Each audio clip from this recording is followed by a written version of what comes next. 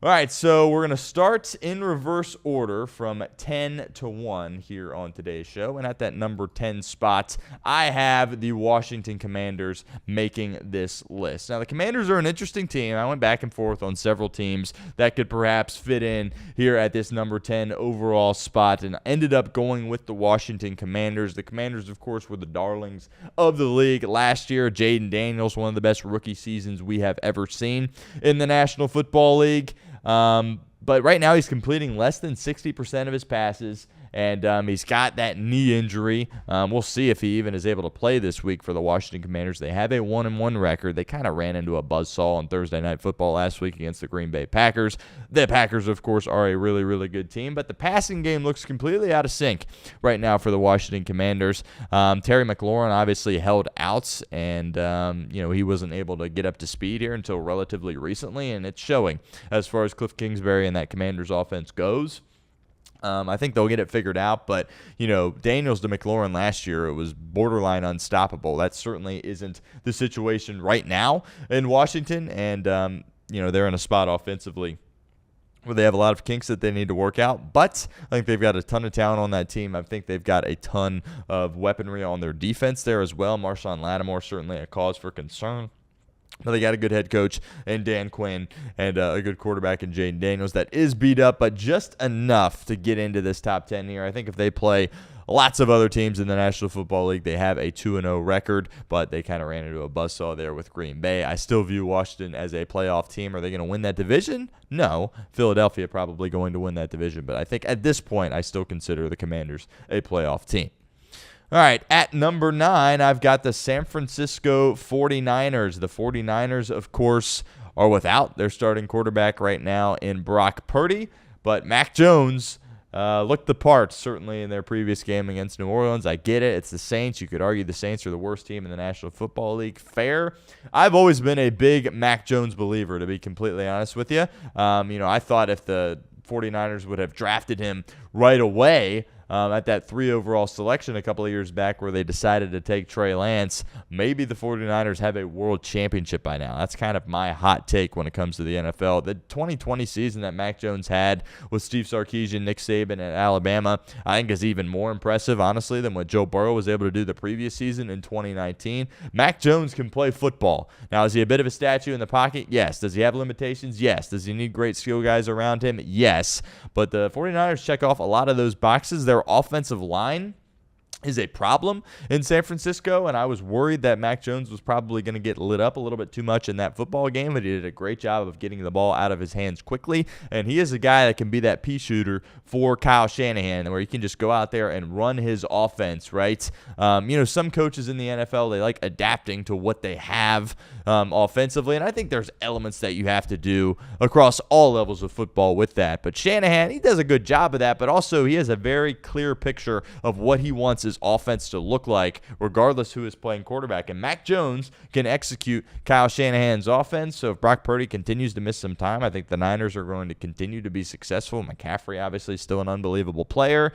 And they're 2-0, right? It hasn't been the prettiest, but they've gone on the road for 2 games. They were able to take down the Seattle Seahawks, a really good defense in Week 1 with Brock Purdy, and they respond on the road against New Orleans at that number 2 overall, or at that Week 2 spot against the Saints. And look, I think the 49ers are going to continue to have some success, even if they have to ride with Mac Jones, and pretty clearly to me a top 10 team going into Week 3.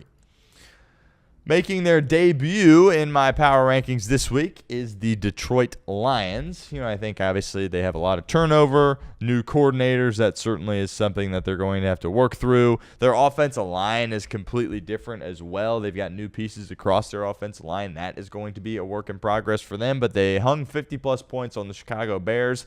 Yeah, the Bears are not a prolific offense, or defense rather, in the National Football League, but anytime you hang 50-plus, in an NFL game, that is impressive. I do not care who you are playing, and the Lions were able to do that again, obviously without Ben Johnson anymore as their offensive coordinator. If that offensive line can be serviceable and protect Jared Goff, they're going to be a playoff team, right? Don't view them as a team that's going to win the North, but I view them as a playoff team even after losing their coordinators, all the makeshift pieces along their offensive line coming into this year. But if you give Jared Goff time, he can produce and play quarterback at a high level in this league. They debut in the top 10 after a big big-time win against the Chicago Bears.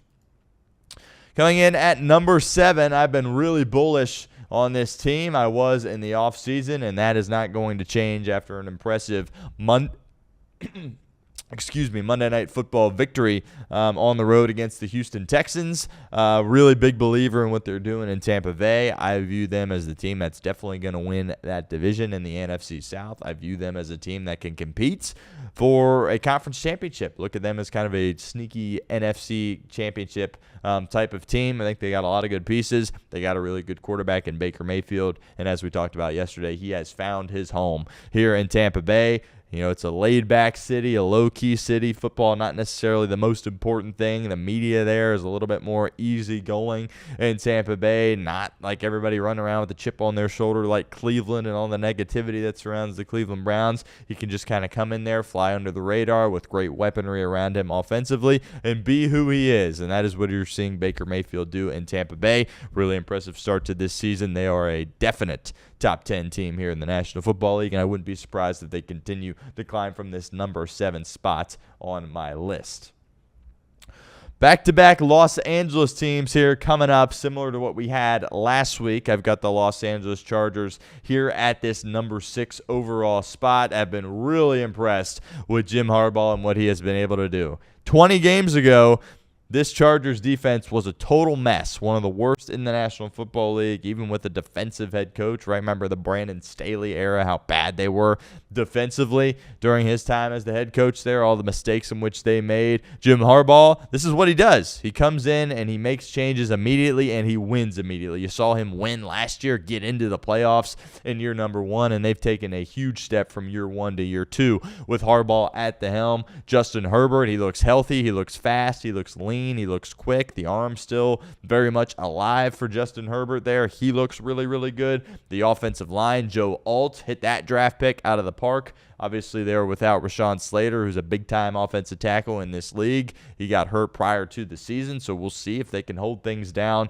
offensively. Mekhi Becton, of course, sliding into duty there, kind of bouncing around their offensive line, but Alt has been terrific. They have skill guys that they can get the ball to. I know a lot of people knock the skill guys that the Chargers have, but Ladd McConkey, yeah, he's undersized, but he is a catch machine. He can do all the routes over the middle. He's got great hands. He's got great short area quickness for the Los Angeles Chargers. Quentin Johnston, who looked like he was going to be a bust for quite some time, he finally is coming into his own here with Greg Roman calling the plays, offering them some explosive threats down the field, taking deep shots to Quentin Johnston. And the ageless wonder, Keenan Allen, I believe he's like 33 years of age here at this point, but is just a go-to security blanket type of guy for Justin Herbert on third down. They're going to have to be able to run the football a little bit better with Amarian Hampton and Najee Harris. That's something obviously Harbaugh teams always love to do, but really impressed with where the Chargers are at, knocking off obviously Kansas City in Brazil and beating up a lesser opponent certainly in Las Vegas on Monday Night Football, but hard not to be impressed with the Chargers. And I view them as a potential team that could win this conference and ultimately compete for a Super Bowl. Yeah, the next big step for them is competing with teams like Baltimore and Buffalo and even, Kansas City to some degree, but obviously they took care of business in week 1. The Chargers are a really good football team and a threat in the AFC. We'll stick with the Los Angeles theme here. Los Angeles football right now is the best it has ever been throughout my life. Here to this point, the Rams are an incredible football team. I, viewed them as a team that was going to come in and compete for a Super Bowl, and then you had the questions in the offseason with Matthew Stafford and his back injury. He appears to be fine. Obviously that could rear its ugly head at any point during the season. He's a veteran guy. He's been hit a ton throughout his career, but he looks solid through 2 games here to this point. Really impressed with Sean McVay, right? His teams are always so physical, and they're always so disciplined. Last year, in 2024, the Rams were the youngest defense in the National Football League, and they still were the least penalized defense. That's just a characteristic of a Sean McVay team. He does a tremendous job as their head coach. That defense, they can rush the passer, they can cover, they can hit, they can stop the run. Weaponry on offense. Obviously, Cooper Kupp is gone. He is in Seattle, but Devontae Adams is kind of flying under the radar here. He showed what he could do in last week's game against the Tennessee Titans. 6 catches, over 100 yards, and a touchdown. Mind you, a couple of years ago, Devontae Adams was pretty much clearly the number one wide receiver in the National Football League, and not many people debated that. Obviously, he's gotten a little bit older. He's bounced around a little bit. The Raiders, that was a disaster. They tried things in New York. Now he lands here in Los Angeles. But Adams can still play. You saw that last weekend against Tennessee. And that receiving core with Nakua and Adams, that is a problem. The Rams are a really, really good football team. I have them at number 5 here on this list. Coming in at number 4, the Baltimore Ravens. The Ravens are going to be just fine. We said that even after their collapse in week 1. Lamar Jackson has been sensational, 7 touchdowns, no picks for Lamar Jackson here to this point. With Joe Burrow's injury, you can pencil in the Baltimore Ravens as the winners in the AFC North. That's just kind of the reality of the situation. And Lamar Jackson well on his way here to perhaps securing a 3rd MVP. There are those in Baltimore that believed he should have won it last year. I did not. I think Joe Burrow was the most valuable player in the league last year. But my pick, I guess, for the MVP was Josh Allen. And obviously he won that award, and I think rightfully so. But Lamar Jackson has been sensational through a couple of weeks, and I would look at him as a guy that could perhaps win the MVP for Baltimore. The way this organization is going to be evaluated is their postseason success. They're going to win a ton of games. They're going to win the division, but what do they do once they get to the playoffs? Can they get to the Super Bowl? That is the question with Baltimore. Questions defensively and blowing some leads, but still good enough to be a top 5 team here this week for me after a big win against the Cleveland Browns. Coming in at number 3 is the Buffalo Bills. Buffalo Bills, I was really impressed with how they won the game. It's the New York Jets, right? It's a team that probably is going to be picking at the top of the NFL draft this coming year, right? They're not going to win a ton of football games. They have a new coach. It's just the Jets, right? But how they won that football game to me was impressive. James Cook, 132 yards on the ground and 2 scores, and Josh Allen didn't have a touchdown in that game. And if you can win like that and take some of the weight off of Josh Allen's shoulders, that is something that is going to help you out a lot, because the knock on the Buffalo Bills has always been this. They're too Josh Allen reliant. They always need him to put on the cape and be Superman, even if they aren't playing a high caliber opponent. Well, you didn't see that in the New York Jets game. They really played a complete football game defensively. They took steps in the right direction. Again, they weren't going against Lamar Jackson and the Baltimore Raven offense, but Buffalo's a really good team. I think they're well coached. McDermott does a nice job. They've got a great quarterback in Josh Allen, and they, of course, are 2-0, and that is good enough to be number 3 in the NFL for me at this point in my power rankings. All right, we do have a change at the top, as I alluded to. Coming into this week, I said Philadelphia probably was going to be safe at that spot unless somebody else did something spectacular. That somebody else did something spectacular. We'll talk about them in a minute. Philadelphia's still a really great team, right? They're going to probably be a team that wins that division, no problem, and you're going to be worried about them in the postseason and very well have a good chance at repeating as Super Bowl champions. But they haven't really thrown the ball much to this point. They haven't needed to, right? They've won 2 games. They're very much a run-first type of team. They don't necessarily scare you with what they can do offensively, but they kind of just squeeze you to death, suffocate you, kind of like a boa constrictor. Dominate time of possession, run the ball with Saquon Barkley. They're built around their offensive line and just toughness and Sirianni. It's Philadelphia, right? And Hurts hasn't made any mistakes here to this point. At some point, he's going to be asked to do more, and he's going to have to do a little bit more than he has done to this point, but he is doing enough to win football games for them here at this point. And Philadelphia going to be a tremendous team, but I've been a little bit more impressed with the team that sits at number 1 here in my power rankings, and that is the Green Bay Packers. An incredible performance on a short week for Green Bay. I viewed them as a team that was going to compete for a Super Bowl, and I actually had them in the Super Bowl prior to the Micah Parsons trade, and then you add one of the best young pass rushers in football in Micah Parsons, and that kind of is just the icing on the cake for you when you're talking about Green Bay, right? They don't really have a clear wide receiver 1. I always viewed Jaden Reed as that guy that they would go to in critical situations. He broke his collarbone. He's going to be out for a while, and that's really the only concern that you have with Green Bay, is they're already pretty banged up through a couple of weeks. But they draft well, they develop well, they have Dobbs, right, that tight end. Tucker Kraft, he is out to an incredible start this year for Green Bay. They've got a really good quarterback in Jordan Love, a really exceptional head coach in Matt LaFleur, and one of the best defensive coordinators in the National Football League, despite it only being his second year in that role. in Jeff Hafley at that spot for Green Bay, and really impressed with what they've been able to do. And I think they're the most complete team right now. Again, they're a little bit banged up, but they can play well on offense. They can play well on defense. They're a well-run organization. They've got a great head coach. And pretty clearly to me, they're the number one team this week going into week 3 in my power rankings.